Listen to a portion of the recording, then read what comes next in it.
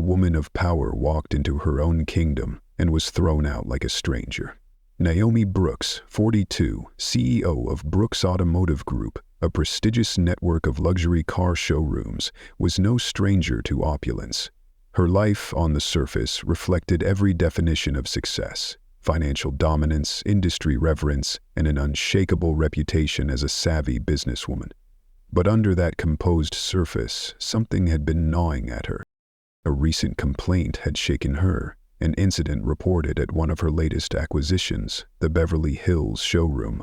A customer dressed casually had asked about financing options.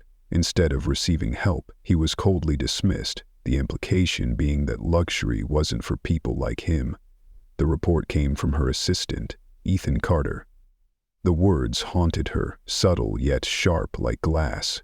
"These programs aren't for just anyone." She could have responded with her usual executive protocols: meetings, reports, third-party investigations. But that wasn't Naomi. She believed in seeing the truth with her own eyes. Data could lie, people could spin narratives, but raw human behavior, that never lied. She made a quiet decision: no entourage, no announcement. She would walk into her showroom as a customer. That morning, Beverly Hills shimmered under a golden sun. The showroom gleamed like a monument to wealth: glass walls, chrome details, and rows of pristine vehicles displayed like crown jewels. Naomi arrived unrecognizable. No designer dress, no heels, no diamond studs. Just a navy blouse, worn-out sneakers, and a tired pair of jeans. Her hair was loosely tied, her face bare. Every detail intentional. She didn't want respect earned from her title. She wanted the truth. As she stepped through the glass doors, the atmosphere struck her. Soft jazz floated in the background, blending with the murmurs of sales pitches. The scent of leather and polish clung to the air. The architecture was minimal yet proud, coldly exclusive. She became a silent observer.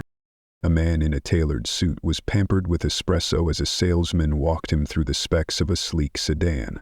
A woman in designer heels had 2 associates hanging on her every word. But another man, plain shirt, khakis, stood idle, forgotten. He scrolled through his phone, shifting awkwardly. Naomi felt a twinge of recognition. This wasn't just inequality. It was a hierarchy built on assumptions. She waited near the reception. 1 minute. 2. The receptionist didn't look up, not even a nod. Invisible, until the sound of polished shoes echoed across the floor. A man in a navy suit, tall, refined, golden watch glinting, approached. The receptionist straightened like a spring, her voice suddenly honeyed. "Mr. Foster, what a pleasure. Espresso while we prep the paperwork?" Naomi blinked. William Foster, a real estate magnate. She had met him once, years ago, at a gala. Before she could process the scene, another presence emerged. Oliver Hayes, the showroom manager. Tall, silver-streaked hair, exuding authority. He glided past Naomi without a glance, shaking Foster's hand with familiarity. "Bill, great to see you. That special order's just arrived. Let's go over the details." His voice, smooth, confident, was the voice of someone who understood the language of wealth and power. Naomi stepped forward. "Excuse me. I have a question about financing options." Oliver finally looked at her, scanning her from head to toe. Her plain clothes, her old sneakers. His expression shifted. Not hostile, just dismissive. "Financing," he echoed, his tone clipped with polite disdain. "We don't usually offer those programs to just anyone. There are risks, you understand." Naomi didn't flinch. "I'd still like to know what's available." He exhaled, eyes narrowing slightly. "I'll be honest, we've had incidents. People showing up with fake docs trying to hustle their way into cars they can't afford. It's not worth the hassle." The implication stung, not just because of the assumption, but because it was so reflexive. Naomi let the silence hang. Her voice was even when she responded. "So you're saying you won't even consider my application?" Oliver's lips curved in a smirk. "I'm saying we don't waste time." Before she could say another word, he gestured to the security guard. "Frank, escort this lady out." It wasn't just a dismissal, it was a statement, a public spectacle meant to draw a line. This showroom was for the elite, and she, in their eyes, didn't qualify. Naomi didn't budge. Her eyes scanned the room. The man in khakis still waited, untouched by the staff. His eyes briefly met hers, a quiet solidarity forming. Nearby, a young saleswoman, Sophia Reinez, stood uncertainly near the reception. Her body language betrayed discomfort. She saw, she knew, but she said nothing. Not scared for herself, and behind a frosted door, William Foster was already sipping coffee, signing papers, being celebrated. Naomi stayed still. Something powerful simmered within her. Not rage, but clarity, and she knew exactly what she had to do next. Without hesitation, Naomi turned to the security guard. He faltered, uncertain. There was no scene, no shouting, just a calm woman standing her ground. She met Oliver's eyes. He expected rage, indignation, maybe a desperate defense. Instead, Naomi did something that unsettled him more deeply. She smiled, not mockingly, but with a quiet certainty, a knowing. "Understood," she said simply. She pulled out her phone and typed swiftly. "Ethan, launch a full investigation into the Beverly Hills showroom. I want every customer complaint and employee report on my desk." Then, with poise, she walked toward the door. Oliver watched her, something tightening in his expression. But it wasn't over. Just as Naomi stepped into the sun-drenched street, sirens pierced the air. She didn't turn. She already knew. Oliver had called the police. The red and blue lights reflected across the showroom's polished glass as a cruiser pulled up to the curb. Naomi stood still, her hands loose at her sides, her posture composed. 2 officers stepped out. Oliver was already outside, arms crossed, his face wearing a mask of smugness. He was sure she would panic, plead, maybe scream. She did none of that. Officer Daniels, tall and broad-shouldered, approached. His tone was formal but not aggressive. "Ma'am, we received a call about a disturbance. Can you tell me what's going on?" Naomi turned toward Oliver, her voice clear. "Yes, Oliver," she said, raising an eyebrow. "Why don't you explain why you felt the need to involve the police?" Oliver's response was smooth, almost rehearsed. "She asked about financing, and given recent incidents involving fraud, I had reason to believe she wasn't a serious buyer." Daniels paused. "So you called the police because someone asked about financing?" Oliver's confidence wavered. "I believed she wasn't here in good faith." Daniels gave Naomi a long look. "May I see your ID, ma'am?" Naomi handed him her license. He read it, then returned it with a slight shift in his demeanor. "Miss Brooks, are you here for any reason beyond inquiring about a car?" "I asked about financing," Naomi said evenly. "Apparently, that's enough to raise suspicion here." Daniels looked at Oliver. "Unless she's trespassing or causing a scene, I'm not sure why we're here." Oliver's jaw clenched. His plan had fallen apart. The officers had no grounds to act. Daniels gave Naomi a respectful nod. "We're done here. Next time, don't waste our time." As the cruiser pulled away, Naomi turned back toward the building. She said nothing, but her gaze swept across every face inside the showroom. It wasn't just about Oliver anymore. It was the entire ecosystem. That evening, in a quiet corner of a dimly lit cafe, Naomi sat across from Ethan Carter. The contrast to the high-glass showroom couldn't be more stark. Ethan listened intently, his brow furrowed as Naomi recounted everything. "I had a feeling something was off," he said, setting down his coffee. But calling the cops? That's brazen. It's deeper than me, Naomi said. It's systemic. I saw it firsthand, how customers were ranked and filtered by appearance, not need. Ethan opened his laptop. I started digging. Reviews, staff records, sales patterns. There's a clear trend. Focus on rejected applications, Naomi instructed. Cross-section with sales records. Let's see who's getting turned away. Ethan's fingers moved fast. Interesting. Nearly 80% of rejections are from middle-income clients. Solid credit, stable jobs, just not flashy. Naomi leaned closer. And the approvals? Ethan tapped the screen. Wealthy clients, many are fast-tracked regardless of application date. They're hand-picked. Naomi exhaled. So they're curating exclusivity, filtering people out deliberately? Exorcist's exercise is an exclusive award for people. Oliver's just the face, Ethan added. This structure existed before him. He's just upholding it. Elsewhere, in a modest apartment, Sofia Ramirez sat with her phone in hand, staring at the screen. She hadn't been able to forget Naomi, how she was treated, how no one had spoken up. Sofia had watched it happen and done nothing. Her fingers trembled as she typed a message, short, simple. I have something to tell you about the showroom. She hit send. Later that night, Naomi and Ethan sat in silence, the pieces beginning to fit together. Numbers aren't enough, Naomi said. We need something more, evidence that Oliver isn't just following orders, he's profiting. Ethan's jaw tightened. You think he's in deeper than it looks?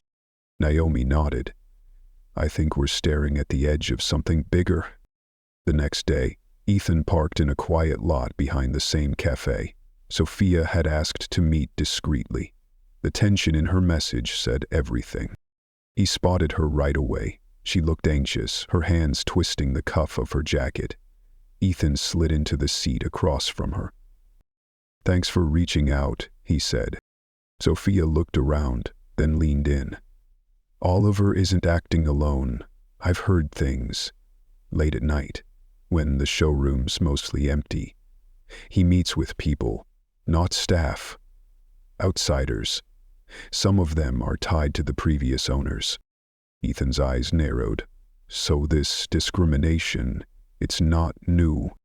Sofia shook her head. The system was already in place. Oliver's just the enforcer. The showroom's about more than just selling cars. It's about control. About who's allowed in. She pulled out her phone and scrolled. Then she handed it to him. Look at these. Contracts. Ethan scanned them. They're giving priority access to elite clients. Limited edition vehicles, first rights before release, even before other dealerships know. Sofia's voice dropped. It's an inner circle, protected, profitable, and very, very intentional. The truth wasn't just ugly. It was orchestrated. And Naomi had just declared war on it. Ethan scrolled through the contract Sofia had revealed, his heart sinking as a deeper, darker picture came into focus. This wasn't a case of simple elitism. The entire sales model was engineered to exclude.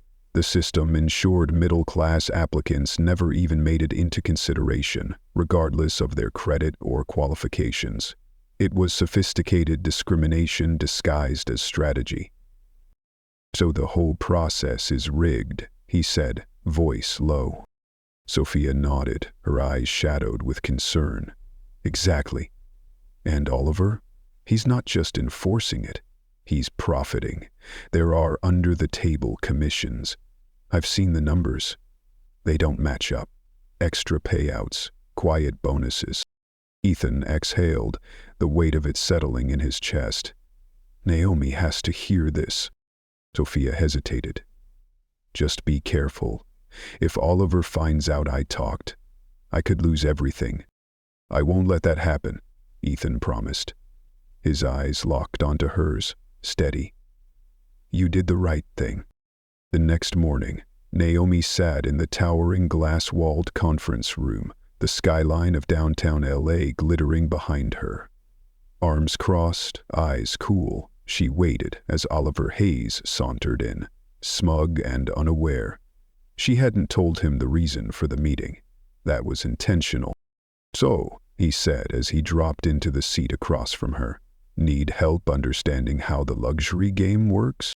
Naomi didn't take the bait. Instead, she slid a thick folder across the table, leaning away.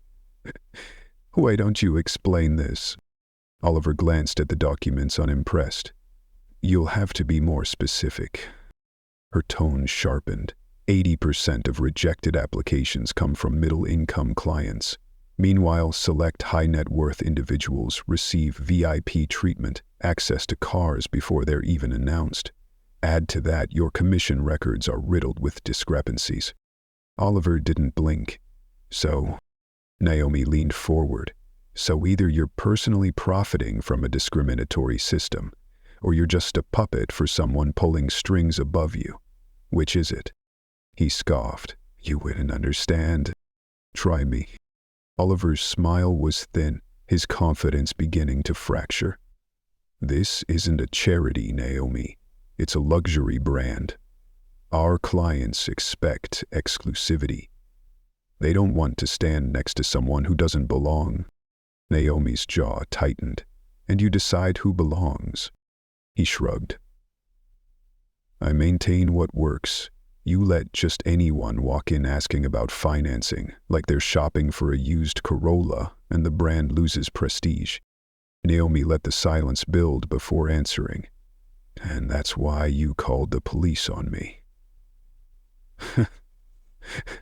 Oliver's smirk faltered. "You didn't ask my name, didn't check my background. You just saw someone who didn't look the part and tried to erase her." Oliver leaned back. "That's how this business works?" Naomi stood. "We'll see." She left him sitting there, alone, the mask of arrogance slowly cracking.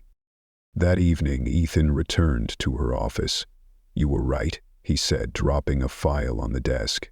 "Oliver's been in contact with former executives from the old ownership. They're the ones keeping this machine running." Naomi nodded. "Then we're not just fighting Oliver. We're fighting a legacy." The next day, Naomi called an emergency board meeting. The room was sleek, imposing, floor-to-ceiling windows casting light on the stone-faced directors seated around the mahogany table. Some watched her with interest, others with irritation. At the far end sat Arthur Langston, a veteran board member and ally of the former owners. Naomi stood. "I've called this meeting to address a critical issue, one that threatens our values and potentially our future. The Beverly Hills showroom is operating under a discriminatory system." Gasps and murmurs stirred. "Inside this folder," she continued, placing documents at the center, "are records, internal discrepancies, and testimonies confirming that middle-class buyers are routinely dismissed, while a privileged few are hand-selected for fast-track service and luxury perks." Langston leaned back. "And what exactly is the problem? We're a luxury brand." Naomi met his gaze. "The problem is, we're turning away honest buyers, violating ethical boundaries, and creating a toxic culture. This isn't about brand protection, it's about exclusion." The younger board member frowned, flipping through the folder.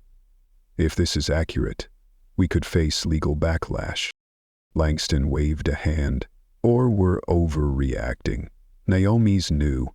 She doesn't understand this business. Luxury isn't for everyone." "That's not what I'm saying," Naomi replied. "But everyone deserves the opportunity to be considered. Right now, we're not even giving them that."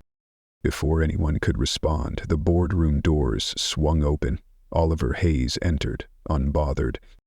"Apologies," he said smoothly, dropping into a chair. "Sounds like we've got a few concerns." He pulled out a remote, clicked to a slide on the monitor. Graphs, charts, financial data. 70% of our revenue comes from high-net-worth clients. They buy more, spend more, and give us prestige. Naomi wants to change that. So tell me, how do we replace that income? How do we maintain our brand if we start opening the doors to everyone? Oh, I muttered. Sure, everyone who's anybody who fucks these people, and the sooner we get. Some board members nodded. Oliver smirked. This isn't about justice, it's about control. Naomi wants to change our core strategy, but at what cost? Langston turned to Naomi. Do you have a financial plan to replace this? Naomi took a breath. Not yet, but I will. That evening she paced her office as Ethan leaned on her desk. They're right, she admitted. Without a financial counterpoint, I'm just making noise. Ethan slid a flash drive across the desk. Then you'll want to see this. Former employee, fired by Oliver, came forward. On this? Records of illegal payments, unreported commissions. Naomi picked up the drive, her hand tightening around it. This wasn't about marketing strategies anymore. This was about corruption, and she was about to burn the whole system down. This was no longer about fairness. It was a war over power and integrity.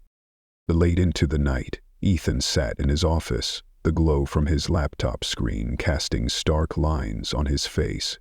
Across from him, Sofia Ramirez scrolled through files, the only sound between them the soft clicking of keys. It wasn't uncertainty that filled the room. It was the weight of undeniable truth. They were staring at something far more sinister than either of them had anticipated. This is heartbreaking, Sofia whispered. Eyes locked on the contract she'd just unearthed. Ethan nodded grimly. It's also exactly what we need. For hours, they had combed through internal contracts, hoping to uncover something definitive. And now, buried within a stack of transactional data, they had found it. An agreement granting VIP clients exclusive access to high-demand vehicles, models that never even made it to public listings. Ethan tapped the screen. Right here, these vehicles were reserved before they ever touched the lot. There was never a chance for the public. Sofia's face darkened. He created artificial scarcity so he could drive up demand and justify premium pricing. Ethan leaned back in his chair, slowly exhaling. It's not just favoritism, it's calculated market manipulation. She flipped to another set of files. And look at this, these elite clients, some of them were getting 20 to 30% off the sticker price. Ethan frowned. That doesn't add up. Why give discounts to people who could afford more? Because, she said, her voice dropping, the difference was absorbed elsewhere, passed on to regular customers like Michael Chen. The realization hit like a punch. They weren't just denying access. They were overcharging everyday people to subsidize the elite. We need to bring this to Naomi, Ethan said, already closing his laptop. The next morning, Naomi stood at the front of the Beverly Hills showroom, her stance firm. A mandatory meeting had been called. Employees, sales staff, and board members gathered in uneasy silence.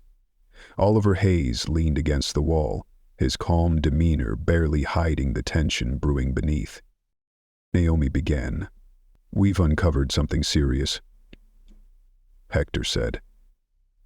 Anyone with a very weak mind wouldn't die. A very smart person with a very weak mind would die.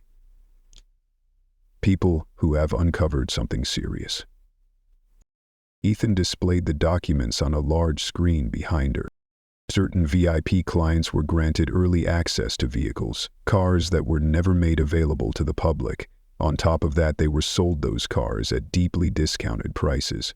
Meanwhile, regular buyers were either ignored or overcharged. The room buzzed with whispers, faces shifted, eyes darted. This is not just a lapse in fairness, Naomi continued. It's strategic market manipulation, overseen by Oliver Hayes.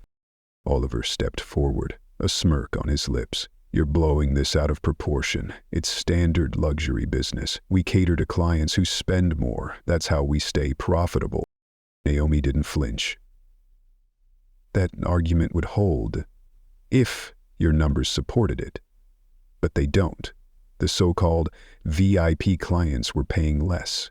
The shortfall was covered by price hikes on ordinary customers.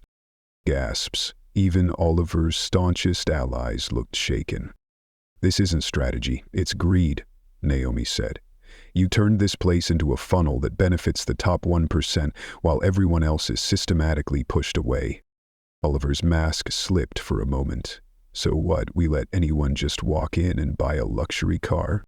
No, Naomi replied, stepping closer, her tone razor-sharp. We stop rigging the game. But Oliver wasn't done. That evening, long after most had gone home, Oliver called an emergency board session. He paced, his voice low and strategic. Naomi thinks she's cleaning house, he said. But what she's really doing is dismantling our revenue engine. If she wants to try her method, fine. But make her own it. A few board members exchanged glances. What do you mean? One asked. I'll step down, Oliver said. Let her run things her way. But if the numbers dip, if revenue falls, she takes the hit. It was a trap. Naomi wouldn't just risk a failed experiment. She'd risk her credibility, her company, everything she'd built. Naomi, now back in her office, stared down at a report, her fingers steepled. She knew what Oliver was doing, and she couldn't win with just evidence of corruption. She had to show she could run this business better than he ever had. Ethan entered, setting a folder in front of her. You need to see this. Inside were names, familiar names. He's VIP clients, Naomi murmured. Oliver's brother-in-law, his attorney. It gets worse, Ethan said, sliding over another file. He's using a leasing firm run by an old associate. Every major fleet purchase goes through them. Sophia entered quietly, and that firm's kicking back part of the profits. Naomi's breath caught. This wasn't favoritism. This was a racket. We don't just have to expose it, Ethan said. We have to dismantle it. Naomi nodded. Then let's start. The next night, she called a private meeting. Not with execs, not with board members, with the people who actually kept the business running. Sales reps, admins, technicians, people who had been voiceless under Oliver's regime. Some stood, arms crossed in doubt. Others, like Sophia, leaned in, ready to believe. Naomi faced them. This isn't about starting a revolution. It's about fixing what's broken. I've seen the manipulation, the silence, the inequality, and I'm here to say it ends now. One senior salesman scoffed. You really think you can run this place better than Oliver? Naomi didn't blink. I think we can. Together. The room stilled.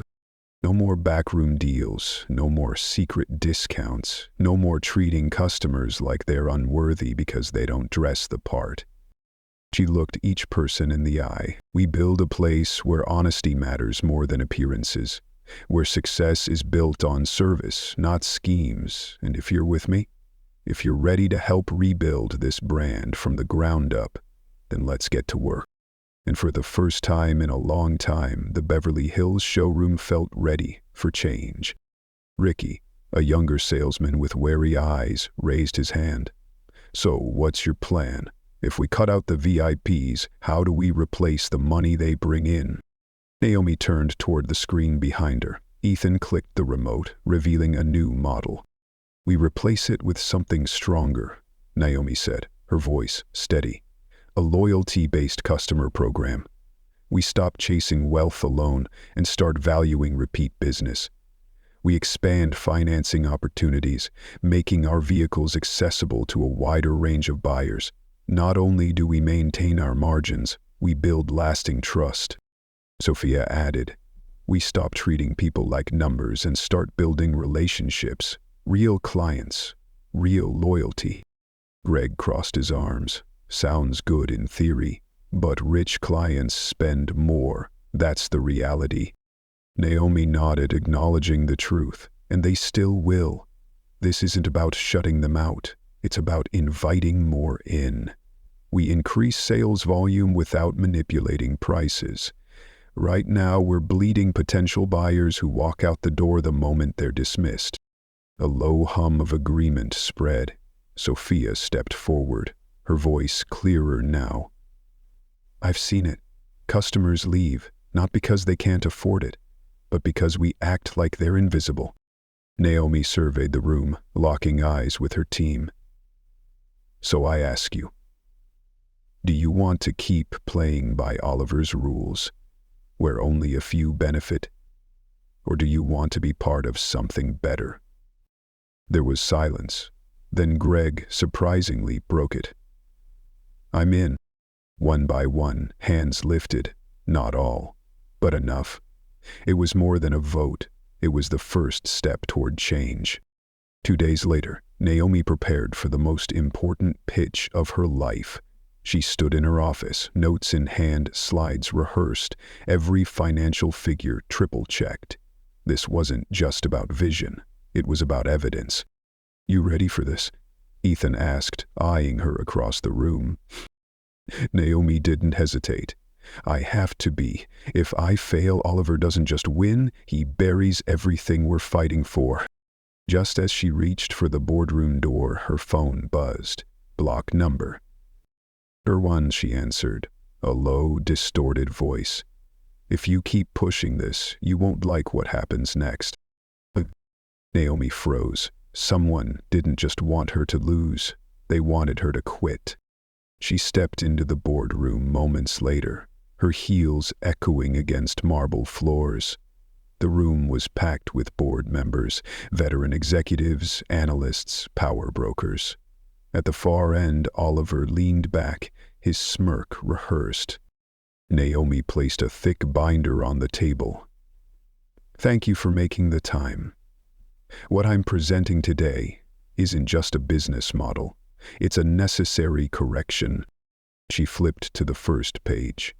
Our current system, serving only high-net-worth clients, isn't just ethically flawed, it's financially unsound. Arthur Langston lifted a brow. The numbers say otherwise. We've performed well. Why fix what isn't broken? Naomi gestured to a breakdown of internal data. Because it is broken. Our retention rates are below 20%, less than half the industry average. We're not just leaving money on the table, we're driving it away. A few heads nodded. Oliver didn't wait. So what? We turn this into a dealership for the masses? That's not how exclusivity works. Naomi's eyes narrowed. Our competitors are already adapting. They're expanding access, personalizing financing, and outperforming us. We're clinging to outdated models while others eat up our market share. She flipped to a final chart. Over the last 3 years, we've plateaued. Meanwhile, our rivals have gained 15% market share. Lorraine Spencer, a poised board member in her 50s, leaned forward. She's right. I've reviewed the trends myself. Dealers stuck on exclusivity are starting to fall behind. Oliver dropped his counterattack. Fine, then let's test it. He stewed. I stepped down today, but if Naomi's policies fail, if revenue drops, she takes the fall, and I come back. The hush fell. Ethan stiffened beside her. Naomi stared at Oliver, unblinking. She was about to respond when Lorraine spoke. Before we decide, I want to raise something else. She held up a document. We've been focused on revenue, but I found irregularities. VIP discounts not disclosed in financial reports, off-book transactions. Oliver's expression cracked. Explain that, she said. Another board member frowned. Are we talking about illegal deals? That's not possible, Oliver said quickly. There's no proof. Naomi's voice was like steel. Then you won't mind an audit. Oliver's jaw clenched. Langston, his usual ally, shifted in his seat. Maybe we should step back. No, Another board member interrupted. Given these allegations, we can't ignore this. The tide had turned. Naomi stood taller the moment hers, and she wasn't letting go. One board member finally broke the silence. I move that Oliver be suspended pending a full internal investigation. Oliver's hands clenched into fists. He knew it was over. At least for now. Naomi folded her arms. Looks like you won't have to worry about stepping down after all, Oliver. You're being forced out. The vote was swift. The result, unanimous. Oliver Hayes was officially suspended. But as Naomi watched him rise, eyes seething with fury, she knew it wasn't over. He wouldn't go quietly. That night, Oliver sat in a private lounge, the low lighting casting shadows over his features as he nursed a glass of whiskey. Across from him sat Arthur Langston and Robert Pierce, two board members once loyal to him. Now their faces were unreadable, their loyalty fractured. Oliver leaned in. Let's not pretend this is over. Naomi didn't win. She got lucky. If she keeps meddling, she'll tear this place apart. Langston sighed. She has the board's support, and the financial irregularities tied to the VIP program put you in a tough spot. Oliver smirked. A tough spot, Arthur? If they keep digging, you'll be in it too. We all will. That got their attention. You think I was the only one benefiting? The finances of this showroom are a house of cards. If Naomi keeps pulling at threads, she won't just unravel me. She'll take down suppliers, investors, even fellow board members. Langston's jaw tightened. I'm saying, Oliver continued smoothly, you have two choices. Watch Naomi destroy everything we built, or stop her before it's too late. They weren't ready to act, but now they were listening. Back at the showroom, Naomi stood before a room of employees. The energy was tense, mixed with apprehension, hope, and resistance. Effective immediately, she said, holding up a new policy document. The VIP exclusivity program is gone. No more preferential pricing based on personal ties or status. A ripple of surprise passed through the crowd. We're restructuring financing to make our vehicles more accessible to all qualified buyers, not just an elite few. Greg raised his hand, arms folded. And when the big spenders walk out, what then? We aren't a budget dealership. Naomi met his gaze head on. No, we're not. But our future isn't in scarcity. It's in sustainable, inclusive growth. She turned to Ethan. He stepped forward. We're launching a full staff retraining. Every client, regardless of appearance, gets equal service, no exceptions. Some still looked unsure. And, Naomi added, we're launching a customer feedback initiative. An open forum this weekend. Clients will have the floor to speak. Ricky blinked. You're letting customers complain, in person? Yes, Naomi replied. Because we need the truth if we're going to fix this. Greg sighed. This is going to get messy. Naomi gave a slight smile. Maybe. But it'll be real. But Oliver hadn't disappeared. The next morning, Ethan burst into Naomi's office. You need to see this.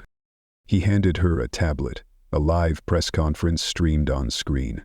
Oliver stood before cameras, all charm and control. I've spent years building Beverly Hills showroom into a cornerstone of luxury, he said. But under current leadership, reckless policies are unraveling everything. Ain't it right there? We're the reason an expert calls between $1 billion and Naomi's stomach churned. Headlines were already flooding in. Radical changes threaten luxury dealer. Beverly Hills showroom at risk. Oliver Hayes, a visionary, outed too soon. Sophia rushed in. Customers are calling nonstop. Some are pulling orders. They think we're closing. Naomi's jaw clenched. That's the game he's playing. Doubt, fear, disruption. Ethan asked, what do? We don't hide, Naomi said. We fight back. With the truth, set up a press conference. The next evening, the showroom's conference room was packed with press. Naomi stood at the podium, poised, eyes scanning the room.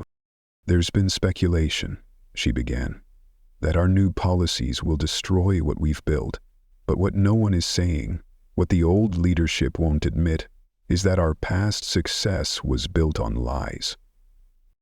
Reporters shifted. Naomi opened a folder. Oliver Hayes created a manipulated system, a false market. Certain VIP clients, connected to him personally, received undisclosed discounts and exclusive access, all off the books.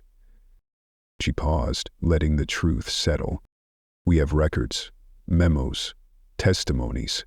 This wasn't strategy, it was corruption, and I stepped in to end it." The crowd buzzed. Fairness isn't just ethical, it's smart. Long-term loyalty, transparency, trust. These are the pillars we'll build on, not deception. Cameras clicked. Reporters scribbled. Naomi looked out at the sea of faces, finally unafraid. "We aren't just surviving, we're redefining what it means to be a luxury brand." And in that moment, the narrative shifted. Not because Naomi defended herself, but because she stood for something more. Naomi clicked the projector, displaying a detailed financial model. "Under our revised policies, revenue is projected to grow by 12% over the next 2 years, not through exclusivity, but by expanding our reach. We're building loyalty, offering fair financing, and creating a customer experience rooted in respect." A reporter raised his hand. "Ms. Brooks, some of Oliver Hayes' supporters claim these policies are reckless. What do you say to them?" Before Naomi could answer, a voice rang out from the back. "I'll tell you what Oliver Hayes really did." Gasps rippled through the room as all heads turned. Sofia Ramirez stepped forward, eyes bright with courage, voice trembling slightly but steady. "I worked under Oliver. For years I watched him turn people away, not because they couldn't pay, but because they didn't fit his image. Meanwhile, his friends and associates received deals that cost this company thousands." The silence in the room was thunderous. Sofia exhaled, her voice sharper now. "I was told to stay silent, that speaking out could cost me my job, and it almost did. But people need to know, Oliver isn't fighting for the company. He's fighting to bury the truth." Naomi turned to her, her voice soft. "You don't have to do this." Sofia shook her head. "Yes, I do." She faced the press. "There were directives, explicit instructions to favor certain people, and I have proof. Emails, notes, records." Flashes erupted from cameras. Naomi exchanged a look with Ethan. The game had changed. By morning, the headlines told a new story. Whistleblower exposes corruption in Beverly Hills showroom. Leaked documents confirm systemic favoritism under Hayes. Naomi Brooks's vision gains ground amid controversy. Ethan walked in, tossing a paper on her desk. "You did it. Oliver just took his first real hit." Naomi nodded. "But he won't stop, not now." Across town, Oliver sat in a shadowy office, staring at the wall, while a voice murmured over the phone. "Pull all your investments," he ordered. "Everything." "That's drastic," came the reply.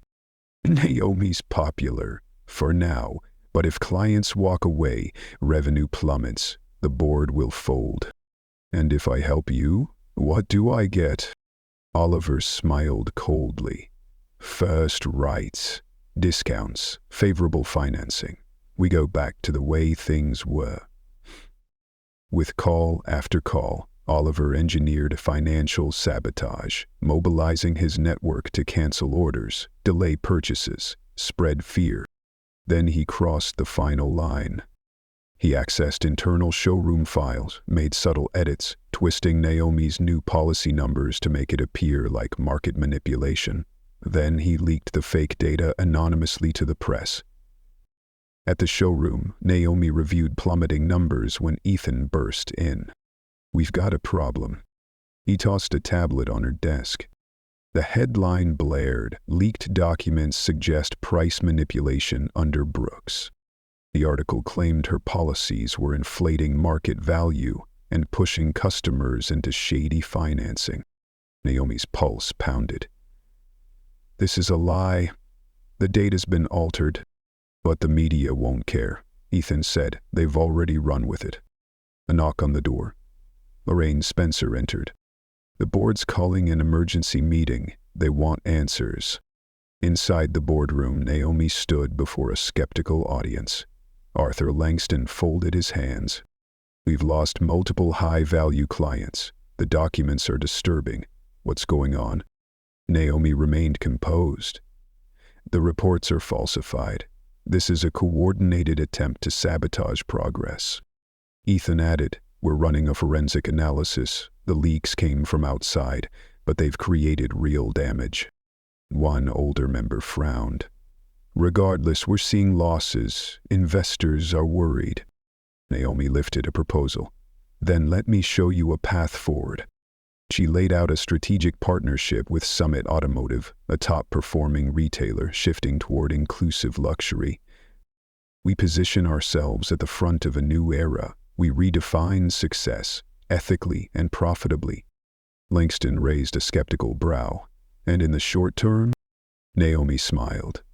"We launch a showroom event this weekend, open to all, transparent pricing, real service. We show the public we're not collapsing, we're transforming." Lorraine nodded. "It's bold." Langston frowned. "It's risky." Naomi met his gaze. "So was Oliver's system, and look where that got us." Slowly, board members nodded. The vote passed. That night, Naomi sat reviewing event details when a chilling email arrived. Subject: "Walk away while you still can." Body: "If you don't resign, you won't just lose the company, you'll regret it." Naomi's hands trembled, but her resolve didn't waver. This wasn't just business anymore. The next morning, the boardroom was packed. Langston opened the session. "We're here to assess Naomi Brooks' leadership. Financial performance, reputation, operational stability." Naomi stood, calm, prepared. "Let's begin by making one thing clear. This crisis was manufactured." Before anyone could respond, the doors swung open. Oliver entered. "Apologies," he said, smirking. "Given my past role, I thought it only fair to participate." Langston nodded. "You may speak." Oliver took a seat, spreading out manipulated reports. "These documents show an 11% revenue dip. Clients are leaving. Our brand is bleeding." Some board members looked uneasy. Naomi stared across the room. The final battle was here. And this time, she had more than numbers. She had truth. And she was ready to bring it all to light. Oliver's tone shifted, cool and rehearsed, like a man playing his final card. "This isn't personal," he said, feigning concern. "I only care about the future of this company. But if we don't correct course, the brand will suffer irreparable harm." He paused for effect, then delivered the real blow. "If the board removes Naomi, I'm willing to step back in. Under my leadership, we had stability, predictability. I can bring that back." A heavy silence fell over the room. Naomi saw it, the hesitation in their eyes, the creeping doubt. Oliver had set the stage perfectly. But Naomi wasn't finished. She turned to Ethan at the end of the table. He nodded once, then tapped his laptop. The screen flickered to life. A video began playing. Oliver's smirk faltered. The footage was grainy, but the audio was crystal clear. Oliver's voice filled the room. "We need to put pressure on her. If you and the others pull out, cancel deals, delay purchases, the board will panic. They'll push her out." A collective gasp. Langston stiffened. But it wasn't over. Oliver's voice continued. "Once she's gone, I'll step back in. VIP perks restored. Your access returns. You scratch my back, I scratch yours. The room erupted. Board members fired off questions. Did you sabotage the company? You staged this? This is betrayal? Oliver jumped to his feet. This is taken out of context. It was a private conversation. Naomi cut in. What it was is a deliberate attempt to undermine this business for personal gain. Oliver turned to Langston, desperation rising. Arthur, you know me. This isn't what it looks like. But Langston's expression had turned cold. I'm not sure I do anymore. He straightened. I move for Oliver Hayes's immediate and permanent removal. Seconded, Lorraine said firmly. Hands went up, one by one, even Langston's. The vote was unanimous. Security arrived. Oliver was escorted out, face flushed with rage. At the door he turned. You think this is over? You have no idea what you've started. Naomi didn't blink. No, Oliver, you have no idea what integrity looks like. The doors shut behind him. Langston exhaled, turning to Naomi. That was decisive? Naomi nodded. I didn't do this just to take down Oliver. I did it to prove this business doesn't need corruption to thrive. Langston studied her, then slowly nodded. Then prove it. That night, Naomi stood in her office, the city skyline glittering outside her window. The battle was over, but the real war had just begun. Oliver Hayes left the Beverly Hills showroom for the last time. Rage and humiliation twisted his face. Outside, reporters swarmed, but he offered nothing, just a glare, before disappearing into a black sedan. Naomi watched from above, arms folded. He was gone. But the system he built, that would take longer to dismantle. Within 24 hours, the fallout began. Several longtime employees, beneficiaries of Oliver's corrupt regime, resigned. Some left quietly, others sent scathing emails. By week's end, the sales floor was thin. Then came the headlines. Chaos at Beverly Hills showroom. Can Naomi Brooks survive the shakeup? Visionary or wrecking ball? Naomi read every word, jaw tight. She had expected backlash, but it stung nonetheless. Ethan entered with coffee. They're calling it a collapse.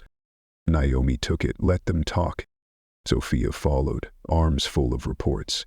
We've got shortages in key departments. Complaints about slow service are piling up. Naomi scanned the printouts. Then she stood. They moved fast.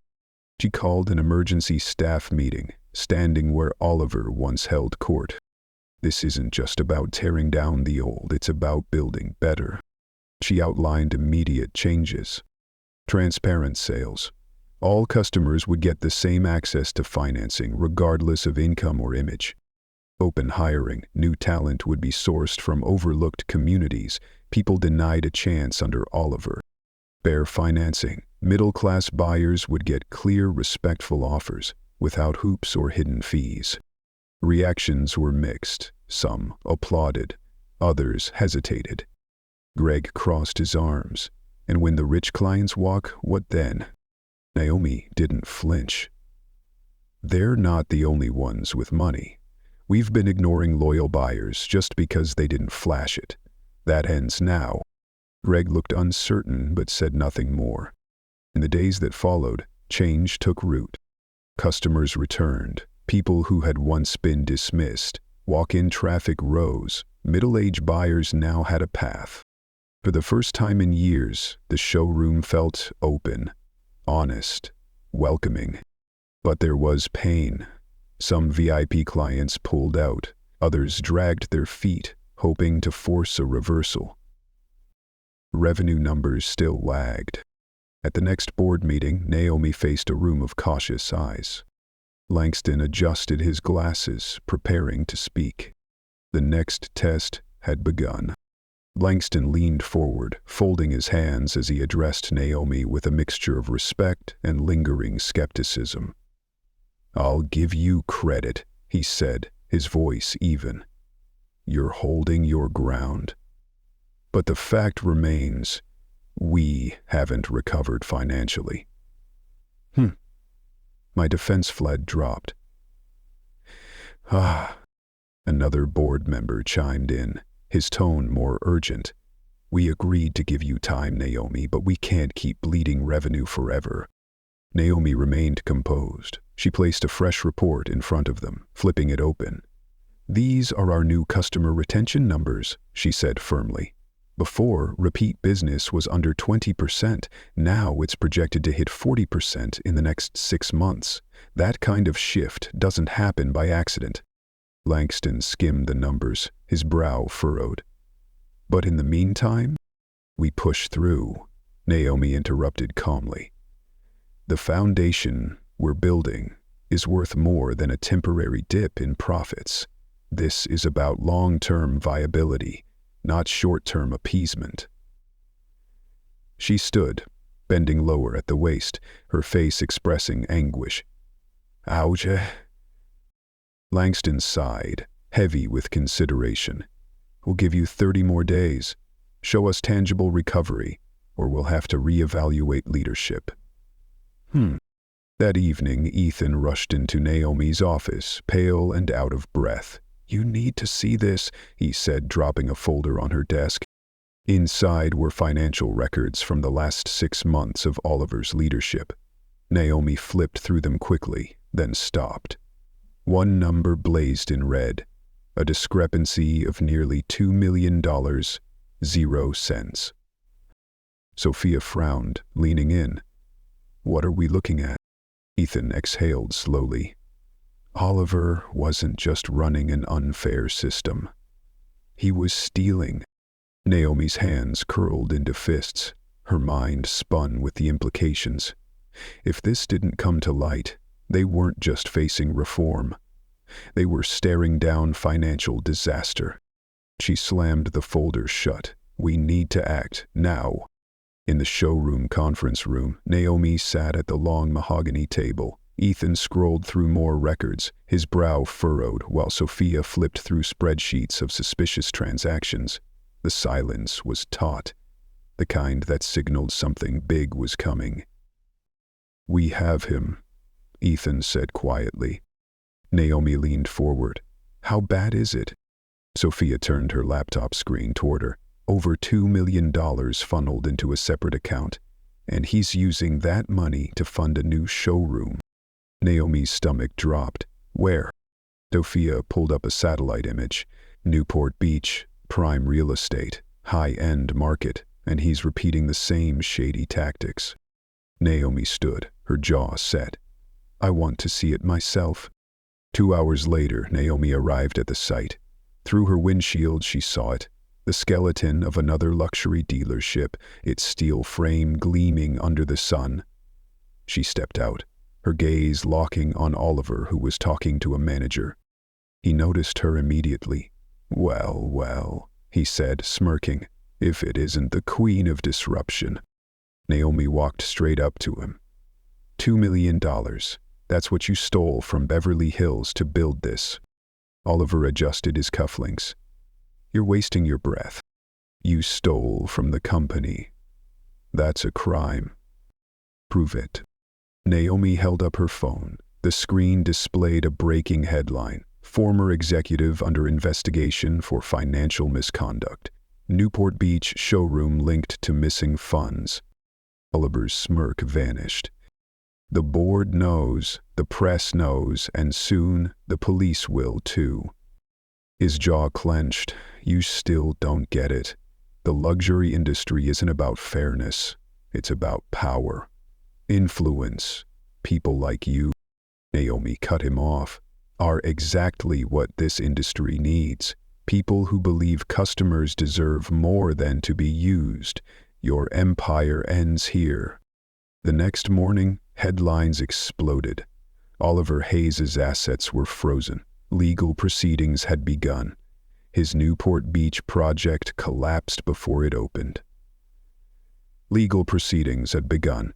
Last-minute accounting. Ethan entered Naomi's office. The police issued a formal warrant. He's done. Naomi let out a long breath. It was finally over. Oliver Hayes was history. But her real challenge had just begun. In a subdued boardroom, Naomi faced the remaining members. Langston cleared his throat. "You proved us wrong. You saved us from something far worse." "But we're not out of danger yet," Lorraine added. Naomi nodded. "I know. That's why I've prepared this." Ethan distributed a rebranding proposal.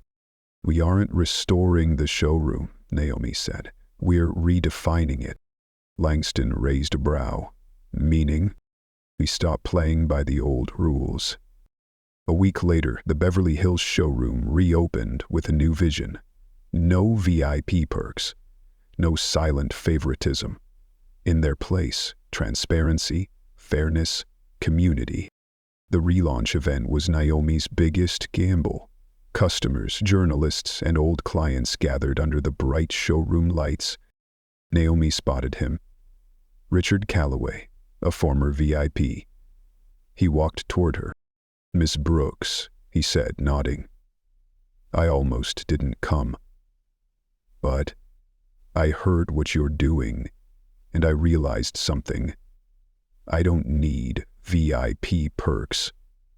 I want honesty, respect, and you're bringing that back." He looked around.